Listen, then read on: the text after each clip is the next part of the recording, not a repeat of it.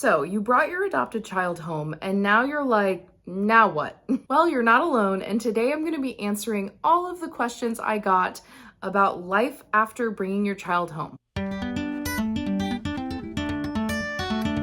Hey there, and welcome back to my channel. If you're new here, my name is Katie and I'm a foster adoptive mom to 3 kids ages 6 through 14. Our youngest was 1.5 when she came to live with us, and our older 2 were 6 and 10 when they came to live with us. So we have experience kind of across the age ranges, and now I work as an adoption consultant and I help families just like yours from all over the country who are looking for help post-adoption. So today I'm excited to answer your questions that you left me on YouTube, on Facebook, to talk about what is life like post-adoption. Okay, let's jump right in. So the first one says that you mentioned doing super exciting things with your kids in the beginning, but then having to let them know that that's not happening every weekend. Oh yes, I remember this. Do you have tips for that or how to prevent it altogether? We don't want to set unrealistic expectations. Okay, so what this person was referencing is that when we first met our kids in the foster care adoption situation, we knew they were going to be adopted, and we tried to do some kind of like fun activities. We went to go visit them. And I think the mindset was we had to go like outside of their foster home for certain visits, and we didn't live in the area. And so we couldn't just like take them to our home and do something chill. And we made the mistake of doing some really, really fun things. And I know that sounds funny because you want to do fun things with your kids. But for our kids, this really did set an unrealistic expectation that we were going to be going every single time we were with them to a trampoline park or to a skate park or to Skate World or out to eat. They just started to get this mentality that that's what we do. And I also think there's a lot of media out there for kids who are in foster care who already don't really quite understand what it's like to be a normal family, quote unquote. They have these really unrealistic pictures, whether it's TV. I think YouTube families are big ones to blame in this situation because so many kids watch YouTube Kids and there are these family vloggers who go do these crazy things all the time, but the only reason they're doing it is because it makes them a lot of money. And for the average family like ours, it actually is just spending our money. So yeah, that was really tough. So here's my advice now to parents is choose more chill things from the start. Not only is it going to help not set those unrealistic expectations, but it's also going to make sure that your kids aren't really overstimulated or overwhelmed in a kind of chaotic environment. Like our caseworkers, not on our side, but the kids' caseworkers recommended we take our kids to this place called Skate World the very first time we took them out of their home, and it was absolutely chaotic. It was this huge place that had, you might have heard of them before. There was a skating rink, there were bouncy houses, there were all these things, and we were struggling to even keep all 3 kids together because one of the kids kept running off to do something else and one of us would have to chase them down, and then there'd be other kids over here, and it was just loud and overstimulating, and there were like arcades and they were begging for money to do the arcade. Like, it was honestly the worst idea, and I do not know why the caseworkers suggested it. Maybe it's just my personality, but it was super overwhelming for the first time we were really hanging out with them. So I would recommend going a more chill route. I think going to a park, if the weather is permitting, is a great idea. You could bring a little craft with you to do. You could bring a frisbee or a ball to throw around. You could play on the play equipment depending on the child's age, but that's going to give you more of a realistic kind of idea of what life could be as a family when you don't have a YouTube family budget to spend. And I know that we're on YouTube. My kids are rarely on here, but we do not have that type of budget to spend. So a lot of those families just, it's so unrealistic. I am trying to get my kids not to watch any of it right now, but you know, one thing we did with our kids was we took them hiking one of the times they were here on this really relaxed hiking trail with a little waterfall that you can look at. And so that was something really fun. I think we took them to this like dairy farm near us as well, where there's ice cream and there's like, you know, mini golf, which that is still one of those kind of exciting things to them. But I will say after we did that, they were asking every weekend if we were going to mini golf again. So it took a little bit of explaining like that is a fun, special thing we do. We don't do that all the time. And that is why I think anything you can do with like going to parks or public places like that will give them that idea a little better of what's realistic for your family. Another person asked, I adopted an infant through foster to adopt. I got him at 3 weeks and he's a little over 2 years. No physical or mental health issues. How rare is that? I would say that's not, I don't really know how rare that is. I mean, I have heard situations of people who go into foster care and then it ends up in an adoptive situation and they had the child since they were an infant. And obviously we know that trauma still affects infants' brains. Even if they don't like clearly remember what happened to them, they still underwent some form of trauma being separated from their birth parents. And so, yeah, right now, you probably are not going to be seeing anything. I will say that sometimes things tend to come out in the teenage years, and that's okay. But I think in those teen years, especially for kids who were adopted as infants, there can start to be a lot of questioning of their identity because they don't remember their biological family. They don't remember what they came from. They don't know those people very well. And so you may find that in early childhood and all of those things, they're going to be, really mentally stable. They're going to have a lot of emotional health going on. But don't be surprised if during the teen years some things come up. And it's actually a really normal part of teenage development is forming that sense of identity. And so all kids do that. But I think kids who were adopted at a really young age may go through a phase where they are seriously questioning, why were they adopted? Why were they not with their biological family? They're going to wonder a lot about their biological family, and it's totally, totally normal. But yeah, it does help to have had the child with you from such a young age that you can be there for all those big developmental milestones.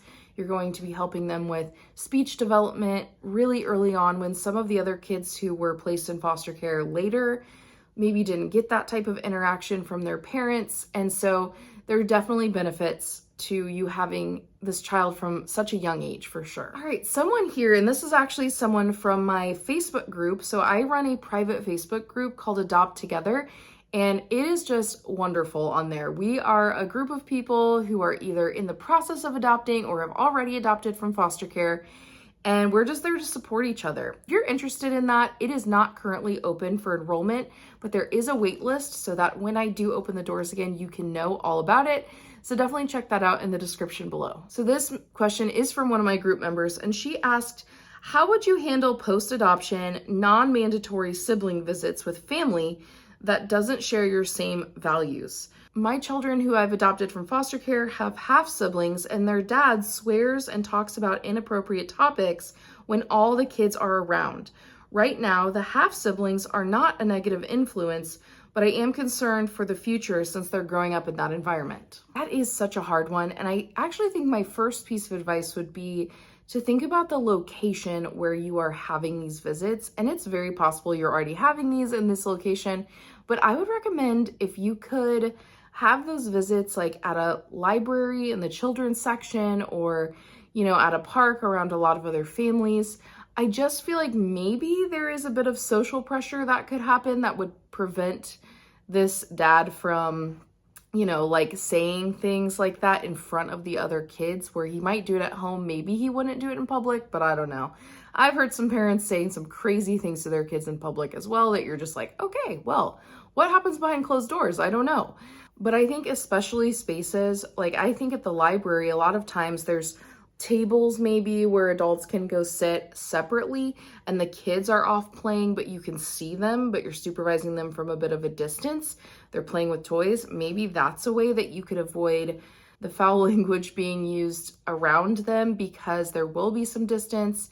And, you can even offer to watch the kids while he goes and looks around or something. I don't know how that would work, but I'm just trying to think of, at least during the visits, if you can keep some distance between him and your children, then maybe they won't be hearing those things right out of his mouth during the visits.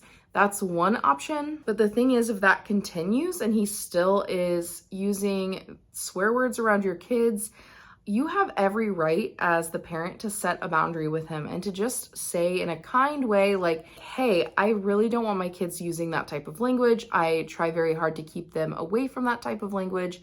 When we are visiting, I'm just going to ask you not to be speaking like that around the kids.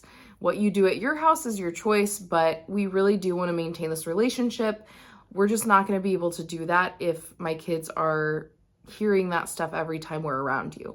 You have every right as a parent to say those things, and there's definitely a way to say it in a really kind but firm way. And another boundary you can set is how often you go meet them. I'm a big proponent of maintaining those biological connections for your kids. However, you do often need to set boundaries with what that looks like. And I think a lot of people tend to be like, well, it's too hard, so I'm just not going to do it at all. We're just going to cut off visits because they're not mandatory. I would always suggest that you maintain contact with firm boundaries. So that is better to me than just cutting off contact. It's always better to have some contact with firm boundaries as long as the child's not being harmed by it than to just completely cut it off. That's my opinion, and so hopefully you can set some boundaries and make that work better. And I know you're worried about the future as those kids grow up and they're in that environment, but again, let the future happen in the future. I would focus on right now. You have no idea how those kids will turn out. We have an older sibling of my older two children who we have met up with, and that child has a really good head on her shoulders despite some of the environment and some of the people that she's grown up around.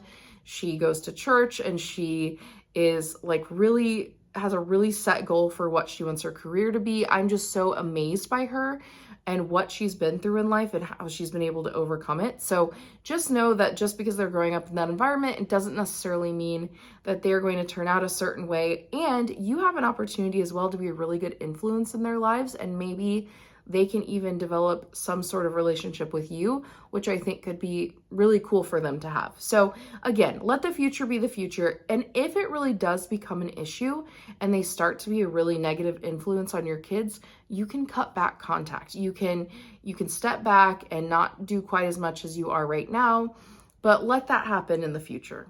This next one is absolutely heartbreaking to me. So this person said, I took a new placement of a foster who's coming into care due to adoption dissolution. This is a 15-year-old girl who's lived with the same foster and adoptive family since she was 10 months old. Oh my gosh. Basically what this means is that this child came to a family at 10 months old. That family adopted her. She is now 15 years old and they've decided they don't want her as their daughter anymore. Yeah, it is as bad as it sounds. I cannot fathom getting to the point where you are dissolving your adoption and the child's just going back into foster care. Like, I cannot fathom that. I was actually reading this question to my husband because I was just like, you will not believe what this person wrote here.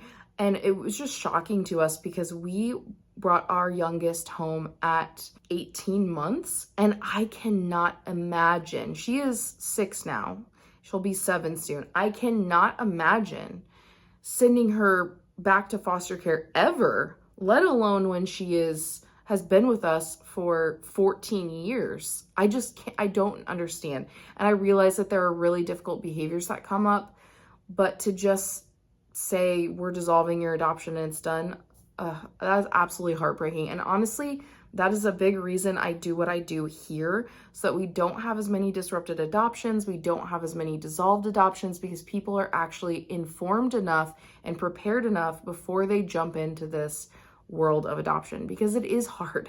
It really is. There's a lot of challenges. Sorry, I'm gonna turn up my light here because I feel like it's getting dark in here. I'm in a new filming location today. My stairwell. Anyway, my heart just breaks for this girl, and wow, amazing that you guys are welcoming into your home. I know that's going to be so hard. So first of all, I'm just so curious to know the reason the family gave, because I know friends who have had really, really, really difficult adoption placements. I have friends who have had children who have really struggled with severe mental health issues and severe behavioral issues who were adopted from foster care. And those families have utilized like residential treatment centers with, psychologists on staff and all these things, all these professionals there to help their kids. and they were able to be there for a little bit and come home and things have been great and that it helped a lot. I cannot fathom, instead of that, just being like, yeah, we're done with you. I don't understand that. So I'm really curious to know what their reasoning was. I don't know if you'll even get that, but I'm just heartbroken for that girl and I just cannot get over it. So I think there are two sides to how to support this child as she moves into your home. I think on one hand, you do need to give her some space to grieve. And on the other hand, you need to help her move forward. So with giving space to grieve, to me, that looks like getting her set up with therapy if possible. If finding a therapist, like if you watch my recent videos where it's been really hard for us to find one for our kids, if you can get her set up with a school counselor and just let them know kind of the situation, that could really help her have a space to go at school if she's feeling a certain way. And maybe she'll feel that she can open up to that person. Let her know that she can always come to you and talk about it and that you're willing to listen.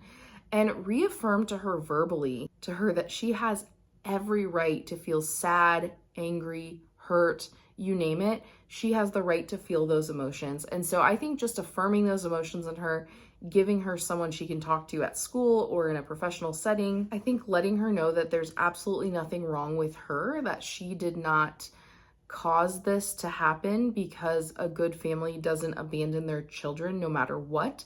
And so just reaffirming those things to her can really help. She may not believe you at first, but I still think saying it again and again and again can reaffirm those kids that they are not at fault for this terrible situation that they're finding themselves in. And yes, they may have had really difficult behaviors. They may have done things that were extremely frustrating to their family or extremely difficult to their families. But a family is, the whole concept of family should be forever. It should be that we are not giving up on each other. And so just reaffirming to them that that was not their fault, that a good family and good parents will stay with you and help you through things even when it's really tough.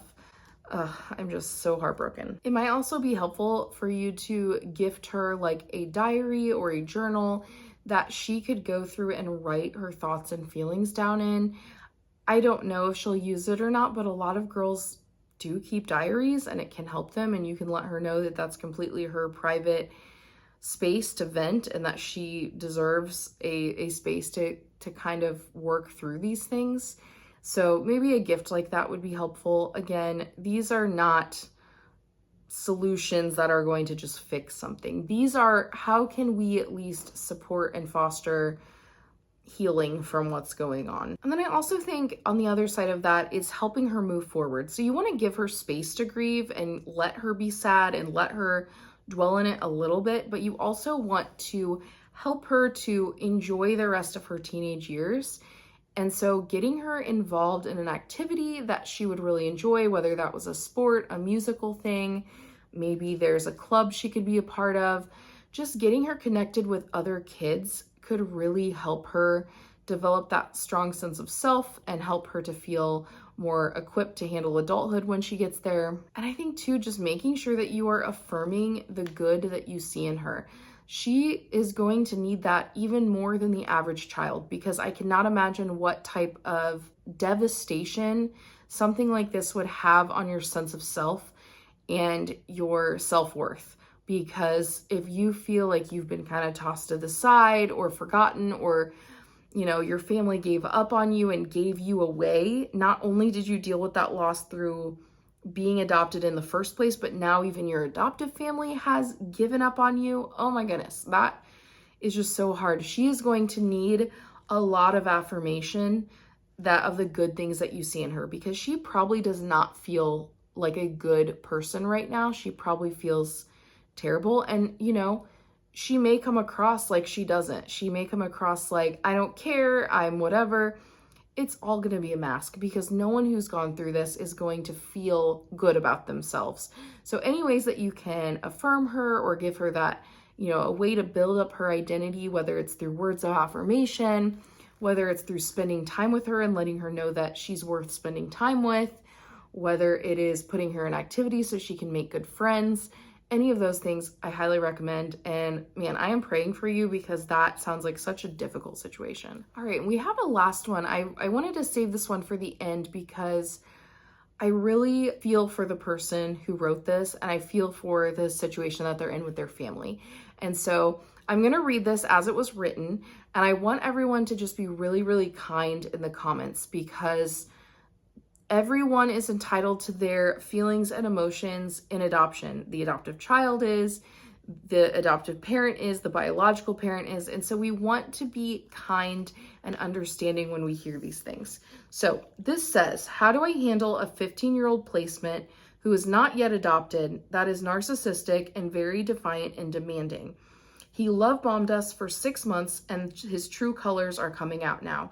He's a perfect angel everywhere but home, and honestly, I don't trust him with my feelings or anything right now. His sister went through it too, but she's younger and has adapted. Okay, so first of all, I just want to talk to this person directly. I feel for you and the difficult time you are walking through right now. The first 6 months to a year of an adoptive placement are honestly the hardest, in my opinion. In my experience, those have been by far the hardest years. Yes, other challenges come up later, but you know your kid a little better at that time and you understand them and you kind of come to expect certain things. When you're in those early phases, you do not know the child yet. You're still getting to know them. They're getting to know you. There's lots of adjustment happening on both sides. You get the idea. The one thing I do want to address, however, is the label of narcissistic and the label of his behavior as love bombing. So love bombing, if you're not familiar, actually is a term that is used often when we speak about narcissists. It is where at the beginning, someone is just pouring love on you and acting like telling you how great you are and that you're the best ever. And what this might look like in a parenting situation is them telling you, you're the best mom I've ever had. I love you so much. They might be doing chores all the time in the house to impress you.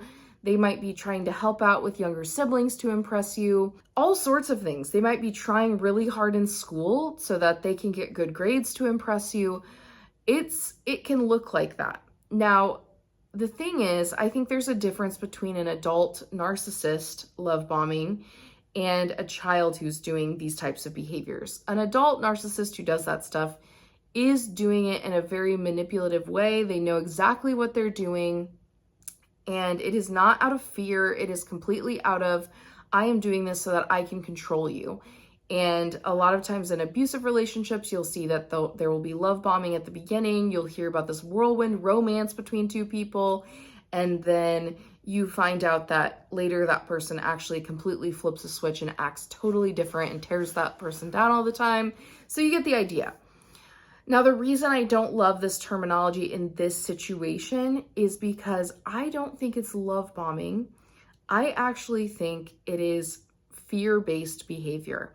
And I'm going to explain because we experienced this with one of our kids in particular, who for the first couple of months, maybe it didn't last as long as 6 months, like you're mentioning, but it lasted a couple of months where it was almost unsettling how perfect of a child they were being, and I knew it wasn't real. And I mean that in the nicest way possible, not because I don't think my child's a good kid. It's just that I could tell it was fake. I could tell that it was out of fear, that they didn't want to show who they truly were or show any negative behaviors because they didn't trust us yet. And that's why I'd be careful to label this child as a narcissist. Is it possible that they will grow up to be a narcissist?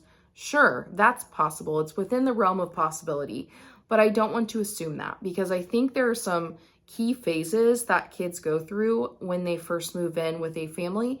And I actually think this child is following those phases, just maybe to a more extreme degree than others. And you also mentioned that this child is older, and the older kids are more likely to do this because they understand more the situation. They understand that you could decide to say no and send them back into foster care.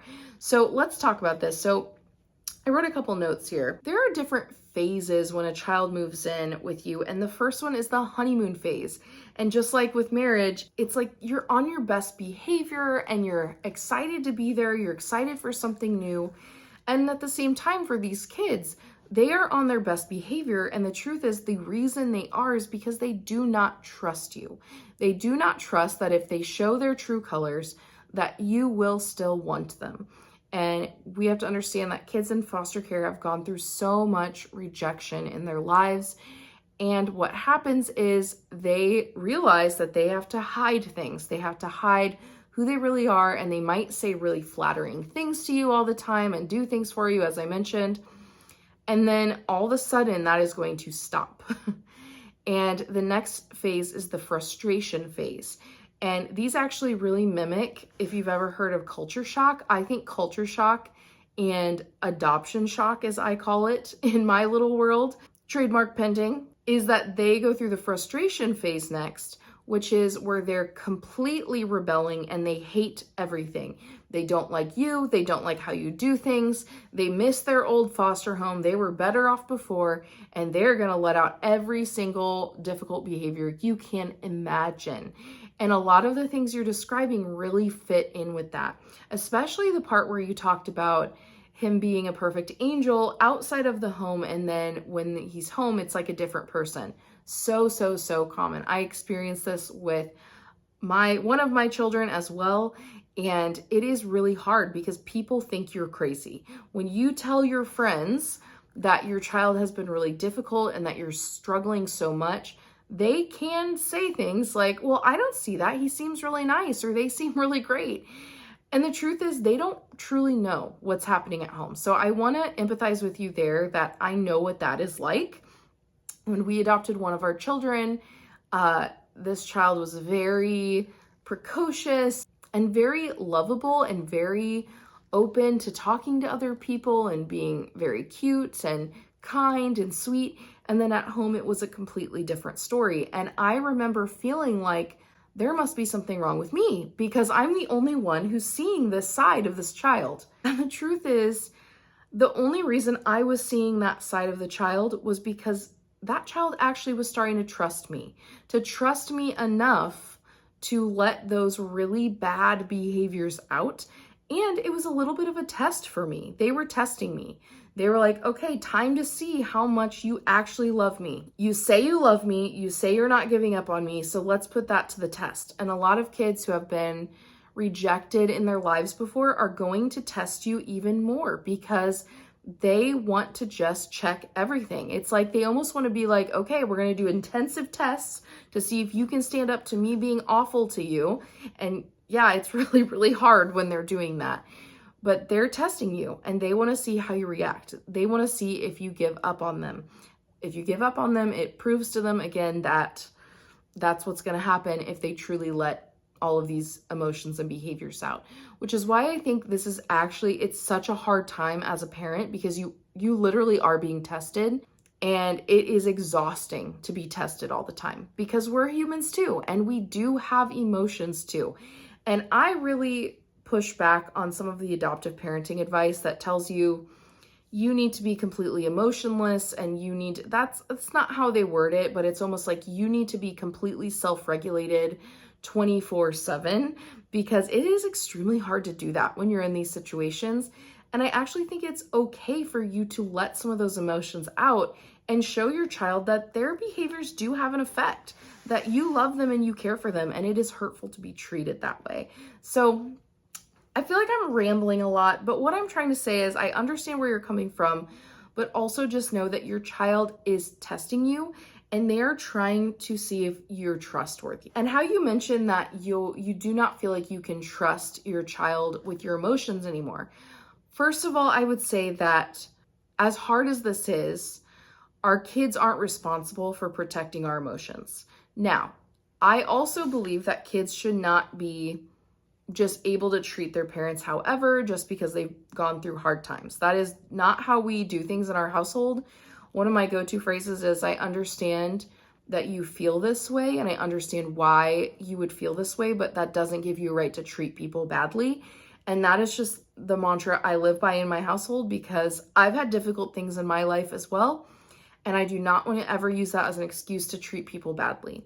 I think we can use those experiences for good. And I think there's a lot of excuse making when we just treat people awfully because of that. So I do understand that. However, our kids are not responsible for protecting our emotions. That is just not their job. And so what you may need to do is to not detach fully, but just try to understand and tell yourself why this kid is doing this. If you're telling yourself the reason my kid is doing this is because they are hurt on the inside, they are terrified that I'm going to give up on them, it can help us start to view their behaviors a little bit differently. And I also understand what you're saying about feeling like you don't trust them with your emotions. And I've experienced that before as well. And I don't know if you ever heard of Melissa Corkum and her group Adoption Wise, but she has a concept that they have been writing about for a while called blocked trust and blocked care. And what that is it's when your child does not fully trust you, they're going to act out and do all the things we just talked about. And because they have blocked trust, what can happen over time is, as the parents who are constantly trying to prove to that child we're trustworthy and that we love them, we can start to almost become numb to caring for them as well, because we have that blocked care. Basically, because our child is not reciprocating with what we're giving them all this love and support and guidance and sustenance, and they are responding still with a lack of trust, it can cause us to kind of shut down and be like, okay, well, never mind, I'm not going to do that. And then what happens is that can just get really bad to the point where you're both not getting what you need from the other person in the relationship. And you as a parent are starting to feel like, I don't know if I really like my kid at all. And that can be so hard. And I want you to know that I have been there, and I'm not afraid to say it. I have had blocked care multiple times throughout our adoption journeys. And something that has really helped me overcome that is understanding where my child is coming from and why they're doing that. It has nothing to do with me, has nothing to do with me as a person. It has everything to do with what they've already experienced in their lives. And I cannot rewind and make that go away. So the only way to get through it is to go through it. Melissa Corkum also has a concept within her book, Overcoming Blocked Care, I believe it's called. I will link it below if you're interested. And it's called Lessons in Liking. And I was at the Field Retreat last year when she spoke about this, and I really thought this was such a good concept, but I want to make sure I credit her with it. So Lessons in Liking is just, at the end of the day, sitting down, whether if you're married, do this with your spouse. If not, do it in a notebook. And I want you to write down every single thing you can think of that you actually liked about your child that day. It could be as simple as, like, I think the example she gave was, I like how quiet our kids are when they're asleep. You know, it's like, if that's all you've got, then that's what you've got. Or like, they look so sweet when they're sleeping. You know what? That might be all you have for now, but you just want to put anything you can think. Like, I really liked when my kid actually put their dish in the sink. Or I really liked when my kid said thank you to me, or just didn't yell at me when this thing happened. So you're going to have to start small. But it's almost teaching yourself to notice the things within your child that are good. And it's going to just grow over time as you see more growth in them. It's going to help you when you're trying to express to them that you're proud of them or that they've done something well. And my hope for you is that you will eventually get to a place where it is not as hard as it is right now. Again, those first 6 months to a year, absolutely so difficult. I struggled mentally and emotionally so much during that first year with each of our placements. And I feel you. I know I said, like, let's not call them a narcissist and all these things. And I am giving you that kind of like firmness on one hand, but I also want you to understand that it's very common for the first year to be so hard, especially when taking on older kids who have all these histories and you're learning them. But I just pray that you won't give up and that you will see this as a season. I know it's so hard when you're walking through that to not feel like it's going to be forever, but the truth is it will not be forever.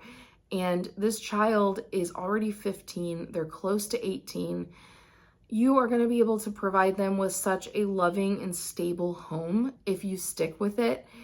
And eventually, you know, down the road, you may see the fruits of your labor of sticking with it and and being there for this child. So I hope that encourages you. And again, if you are someone who really just is struggling post-adoption, I have 100% been in your shoes, especially if you're within that first year of bringing your kid home. I struggled with significant post-adoption depression and anxiety. And I do have a couple videos about that from years and years ago, like when I had just freshly come out of it the first time. Haven't made videos about it for the second time. So I'll link those above if you're interested. But if you want someone to talk to, if you would like to just sit down for an hour and talk it out and get advice from someone who has been there and just have someone to listen to what you're going through and to understand, I do offer post-adoption coaching. So if you are in that phase after adoption, you're struggling, there's a link below to the post-adoption coaching on my website. I would love to work with you. And if you're someone who would like to do more than one session at a time, you want to sign up for several, email me at katie@adoptinformed.com and I can set up a discounted package with you if that's something you really need, if you need that support.